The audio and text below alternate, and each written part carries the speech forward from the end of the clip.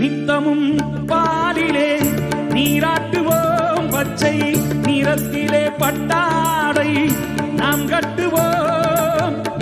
நித்தமும் பாலிலே நீராட்டுவோம், பச்சை நிறத்திலே பட்டாடை நாம் கட்டுவோம். திருநீரின் தத்துவம் தந்தை என்போம், அதில் திகழும் குங்குமத்தை அன்னை என்போம். திருநீரின் தத்துவம் தந்தை என்போம், அதில் திகழும் குங்குமத்தை அன்னை என்போம். சந்தனம் மணக்குது, கற்பூரம் ஜொலிக்குது, சந்தனம் மணக்குது, கற்பூரம் ஜொலிக்குது.